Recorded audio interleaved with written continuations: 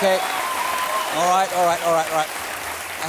Hello, welcome. This is Whose Line Is It Anyway? And if you've seen the programme before, then you'll sing it again now. It's an improvisation programme in which we set a number of games to our contestants to test out their ability to live off their wits, to perform off the cuff, or otherwise to shrug off their embarrassment.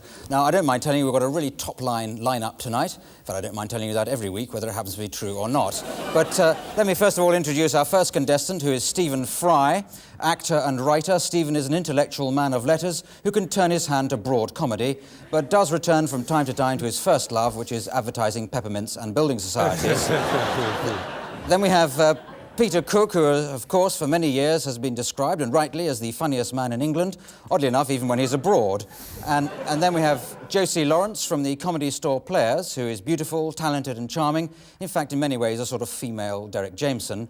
And finally, we have, as usual, John Sessions, who I regard as perhaps the most gifted actor of his generation. But that's not just my opinion, that's his as well. So here they are, the contestants.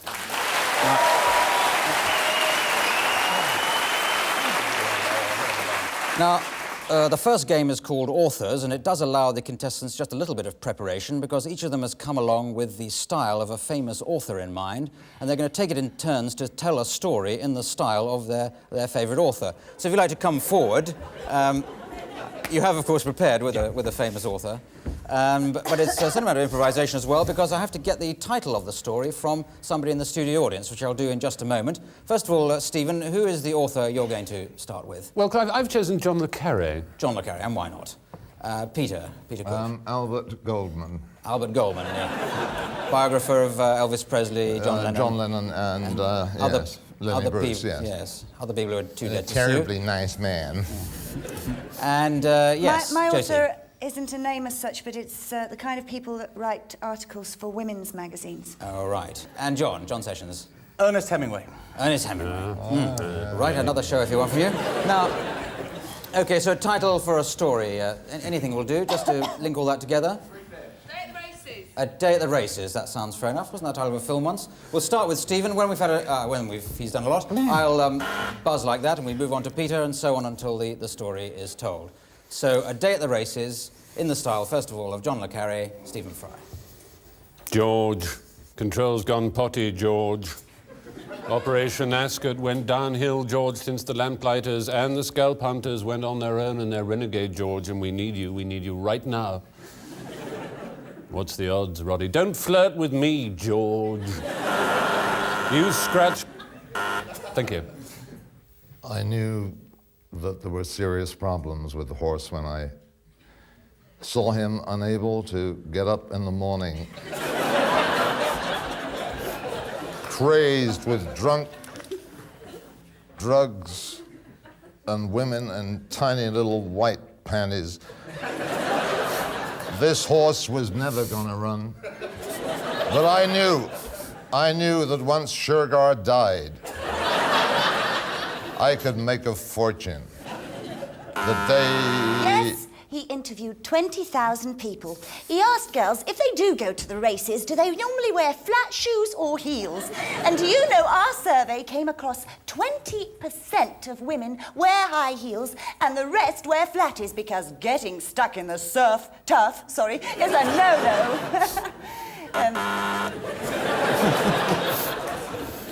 Lester looked off down the long, curving track towards where the horses were to begin, but he didn't look further than he wanted to because his father had told him it wasn't the course to go on. He knew that the river came round in the middle of the course, which was a shame because it was a racehorse, but it didn't matter a cuss, it didn't matter a damn, because he knew what his father had told him about. It was no cogida for the horse or for him. The horse went along and then it went down a bit, and then it came up a bit. And then if you looked at it from the other side, it went down a bit more. That is what we call in Spain, arumia.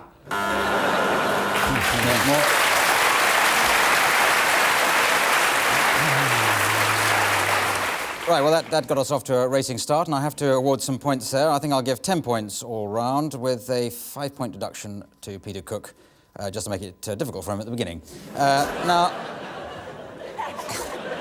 Now we go on to a game called Film and Theatre Style, so called because we have to have a range of theatre and film styles for the contestants to improvise in.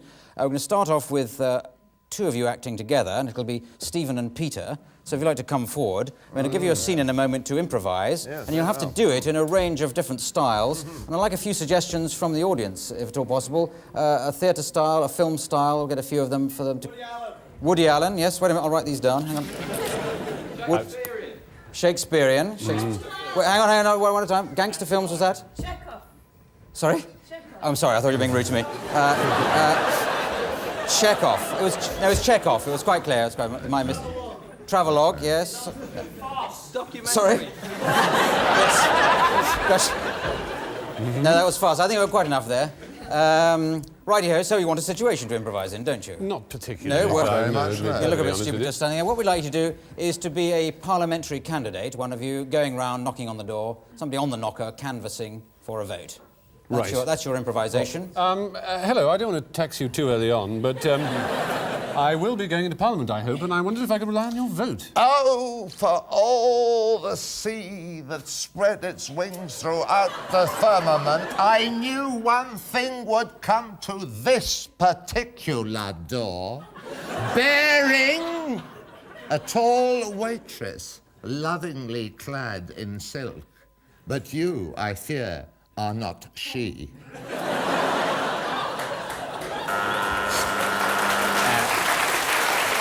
Good. Well, I daren't add Shakespeare to that. I think it'd be... That was the gangster film. Oh, right, yeah. More like a disaster to me, but let's go into farce, if we aren't there already.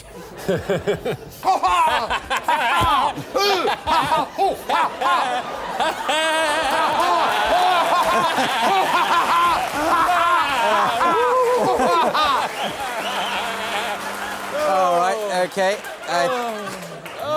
Nothing is not subtle. Yeah. Thank God you remembered to put them on, Stephen. Thank God, yes. Afterwards. Last-minute decision. Nicer than the rehearsal player. Yeah. That just reminded. Let's do travelogue now. Travelogue. Travelogue. Neath the bedappled yellow ribbon of time that is the Colorado River is a besprinkled constituent upon whom I hope to be able to rely. The orange beaver has always been a lonely animal. Sure. It mates only in the spring. Right. And it springs only in the autumn. The beaver that provides so much soap for rich women is endangered. Right. And But if it you has catch one it- enemy. One enemy, this animal. Me, I hate the thing. Travelogue. Okay, gangster movie. Oh, good grief. We've done 3. Gangster movie. Hey. Freeze! Thank you very much. All right. Oh, yeah. Yes, that's fine. Well, it'll be a hard man who gave any less than 50 points each there, so I'll give 25 points each there, with a bonus of 30 to Stephen for his underpants. Now, Josie and John, you're obviously the next pair. We'd like a few more film and theatre styles. There's more theatre styles. British war film. Prehistoric epic. Greek tragedy, yes. Would you like that in the original Greek or in translation? If we get that, maybe so. Italian war films. Well, they show it backwards, do they? Now, any more? That's sort of obscure. Satire! British satire. Oh, what a shame we've not Peter in this one. In a blue movie. Peter and Stephen. Right, I think that's quite enough. So your situation that you have to improvise is breaking up with a partner. So the two of you are breaking up. Okay. And you start off just in any style, the way Peter did, and then I'll cut in with a new one for you. It's all a case, really, Jane, of... I don't know. Yes, John? What was it you wanted to say to me? I was just going to say that, well, it went very well last Saturday, but now it's... I don't know. I want to go and do the dishes, OK? Yeah, do the dishes, darling. I'll see you later. OK, let's do Shakespearean. I feel that thou hast not giving thine heart Think to not, me. madam, what thou comest with. Thou art all lean, thou art but a popinjay, far upon the hill, and I thy jesses. Comest with, I comest with nothing whilst thou art concerned, sire. But thou art juicy fruit in my bowl, good lady. By faith, I'd pare thee like a quince and throw thee to the Otterways. OK, let's go into UK war films, British war film. Hello, Jackie. You know Bob, he's coming in later. He's a damn fool, you know. I know he's a damn fool, but he's a good chap. Listen, what are you doing on Saturday night? I thought I might just take the air. Oh, it's just an idea I had. I just said that Billy and Jack is... Hang on. Yes? But you can't. I can't give you a cigarette over the phone. What? Let me talk to him. OK. Johnny, are you coming home? I'll go and make a couple of gins for us, shall I? OK, let's do a blue movie. Can we do this without costumes? Or with costumes? Blue movie? Yeah. A blue movie. You must have seen some. Oh, you've been in some, haven't you? Shut up, me mum and dad are in. Have they been in them as well? That's quite extraordinary. Oh, that's so good. That's so nice. Oh, sorry. That's OK. I just turned up to see whether or not you wanted anything fixing, like these curtains over here, or perhaps this underwear drawer. I like it when men just turn up. Are you going to come again? I will, but I've got to... I can't come this minute. I've got to go out and get 7 friends of mine. This is Rafe. He's from Spain. It's good. I haven't seen any. Ending there, yeah. Well,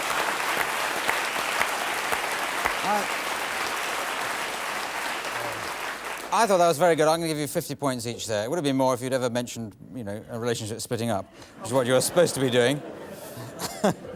No, I think we do a game called Props now. Yes, we do. And on this one, I'm going to give John and Peter this prop. So can you come forward and have this? Well, that's right. Oh, missed. That'll be easy for the camera to pick up. Right. Now, you've got to think of as many ways of using that prop. Meanwhile,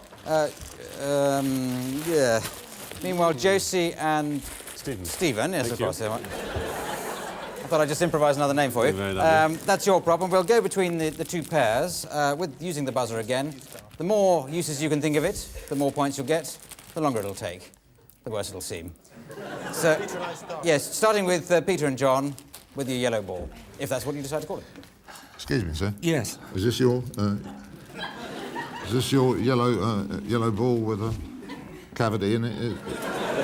Is that yours? Yes, I'm off down to the river to meet Moses. I'll see you later.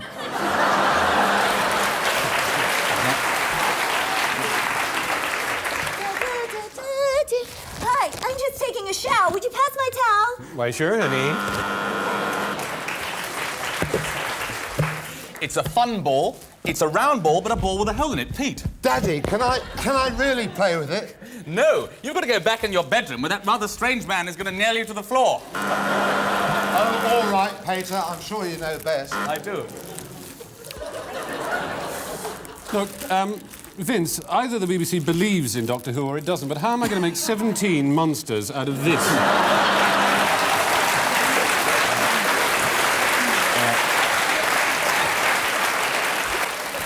Peter's just given me this goldfish bowl, but there's so much gold on it, you can't see the fish. No, seriously.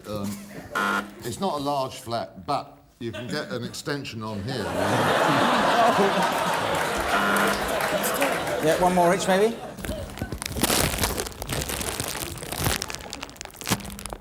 This is saliva. OK, thank you very much. That's it. That's it. I think, can't expect you any more than that. Yes. Thank you. Well, there it is, I think. OK, well, perhaps 10 points for everybody there. Well, we'll take a break now, so see you in just a moment, OK?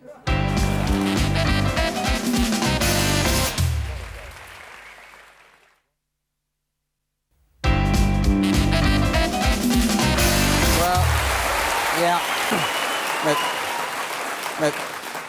thank you for that applause, and that was just for the adverts. Well, I decided to give just 5 points to everybody in that last game. The next game is called Panel, and the idea of this is that the contestants here will be forming themselves into those sort of people who appear on Any Questions or Robin Day's programme as panellists, and they'll just try and discuss an issue of the day in the characters they're adopting. So we'd like an issue of the day from somebody in the audience. You've got some topic of general discussion that you might have... One over the back there, what's that? Smoking. Smoking. Fair enough. Right, well, I assume that's a discussion point rather than you're pointing something out. Sorry? Channel tunnel. Channel tunnel. Channel tunnel smoking. That would be rather difficult. I think we'll settle with smoking. I think we've got... I think you're all ready to talk about that, aren't you? So you can either be for or anti it. Just you can use bits of old props and costumes lying around there to form yourself into a character. Or you can completely not do that. Good evening and welcome to Ask the Panel. Tonight we'll be discussing the topic of smoking. I'm terribly sorry I'm late, but I got delayed because I was smoking and my boa caught fire. Your boa caught fire, yeah. That does illustrate one of the dangers of smoking, and indeed And one of the dangers... perils of boas. Boas, yes, indeed. Could I ask you your name? Could I Sorry? ask your name? Could I ask Yes, your of name? course you can, Yes. Well, I'll do that now. What is your name? Yes, Arthur. Yes, sir, Arthur. Yes, sir, Arthur. Yes, sir. You're an Arab gentleman, are you? What? An Arab gentleman, are you? No, I'm a married gentleman. A married gentleman. Yes, I'll but work that out if you later. want me to be Arab, I, of course, will, you know. Yes. No, this is just a religious thing I wear. Yeah. And I'll just talk to somebody else who Yes, might, I would if who I was might you. talk English better than you do. The gentleman there in the glasses and Ticos or something. What is your name? Richard, but I'm a Dick, really. I'd prefer to be called a Dick. Yes. Dick, I answer to Dick. Yeah. Well, I think we all answer to Dick, but Yes. the gentleman in the cap. I'm Tommy Timpkins, name by name. I'm always known as Tommy Timpkins. I've been on a stage door, I've been in the business, I've been in the world, I've been in the music hall business for 55 years. I'm always ready with a joke. Here's one. Yep. There's a person... I hope it's about smoking. It's all about smoking. Yeah. A friend with a boa. Yeah. Mr. Boa and Mr. Dick. Yeah. They're going down the road, and one of them says, you got smoke on you? The other says, no, but you can get some in that shop. It's a great one, isn't it? Yeah. It's one of my favourites. But I'm going to have to interrupt you there. And We admire your technique, it's just your... my tip. you're not- And the lady there, what's your name? Trixie, what's yours? Trixie, my name's Clive, but that's my problem. Trixie, do you have any views on smoking? When you smoke, you have lots of little hairs in your throat. Do you? That grow, that stop all the badness from going down inside Right. you. When you smoke, you immediately burn them off. Oh, I see. So, I collect... With the greatest respect in the world, that is absolute balls. yeah. Yes. No, It's not balls, yeah. it's a fact. No. It's a She's fact. absolutely right. It's You've a got ball effect. thousands of little balls in your throat, No, not balls. which stop the smoke getting in. Yes, I made a wig out of these throat hairs. Yes. Oh, I see, yeah. This is nostril hairs. I can't tell you what those are. No. This is fascinating, but we just don't want to talk about it. This is my leg hair. See, I mean, Jerry, I could stop smoking tomorrow if I wanted to, but I mean, could Would you he like stop your being a cigarette bigoted back? git? I don't think so. You can't put a bigoted git out in the national... What do you think about taxation? Do you think cigarettes should be taxed? How can you tax a cigarette? How can you tax People a should be cigarette? taxed. Possibly Yeah. smokers should. You shouldn't tax a cigarette. You won't get any money out of cigarettes. Not You a try penny. taxing... Not a Excuse penny. me, could you give me Yeah. a quarter of your income? Yeah. No joy No. at all. Yes. Can't be done. No. Yes. Not a chance. I'm very worried about the effects of passive bigotry.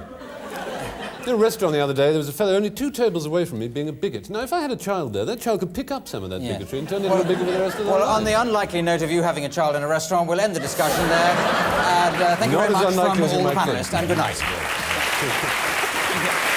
Thank you. Right. Well, I think we covered that.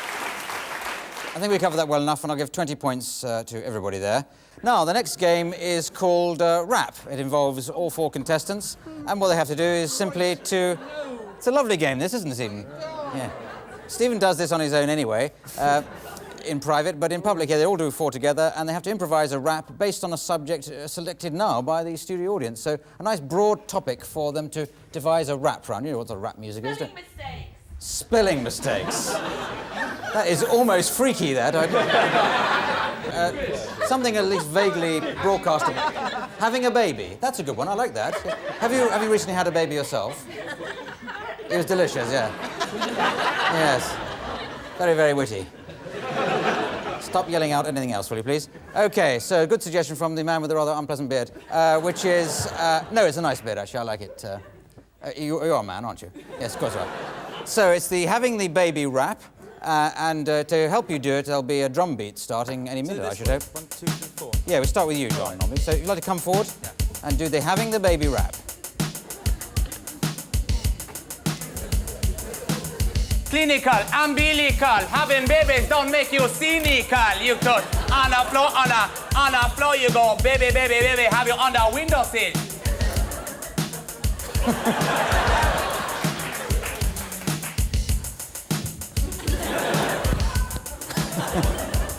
I met this man, he was called Dennis. He turned out to be a menace. He said, come home, I said, maybe. Now I found out that I'm having his baby. Well, he, and I push, don't push it.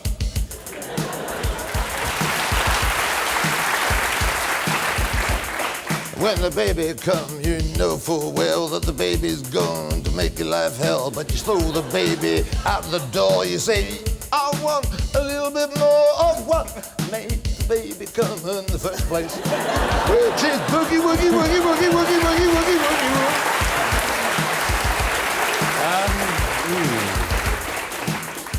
Well, there's obviously a lot of unpleasantness that has to be gone through before the baby eventually comes out and chirrups. I mean, for a start, of course, the poor old mother has to put her foot in those revolting stirrups. And you've got to be very careful to make sure the baby doesn't come out in other unpleasant pieces. And to stop that happening, I recommend amniocentesis. So that's a very good thing to have there.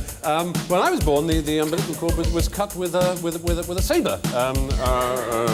Because it's only politically true, of course, as well, that only the surgeon's knife will really save labour. So, carry on. Thank you very much, Stephen. Sorry. I think we'll end that right there.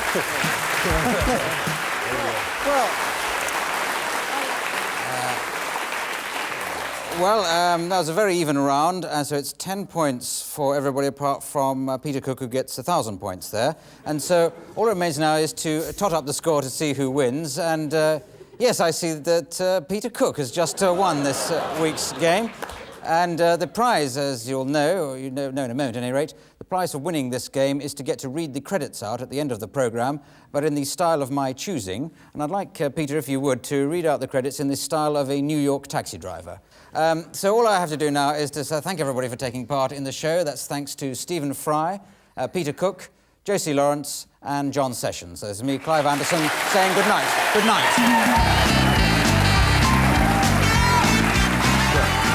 Whose Line Is It Anyway? Devised and compiled by Dan Patterson, Mark Levison, starred Clive Anderson, John Sessions, with Peter Cook, Stephen Fry, Josie Lawrence. Television, Philip Pope, Zena Cameron, Martin Hawkins, Sound Supervisor, Chris Blake, Vision Mixer, Russ Story. Floor Magic, Heather Belvedere, Too Fast, John Hip. Makeup designer, Christy Bolton, File New. This is Too Fast. Research, James Bigger, the bigger they come, the harder they fall. Lighting director, Michael Lingard. Pip Gardner. Director, David O'Dell. Denise O'Donoghue. Producer, John Patterson. I love that guy. I love that guy.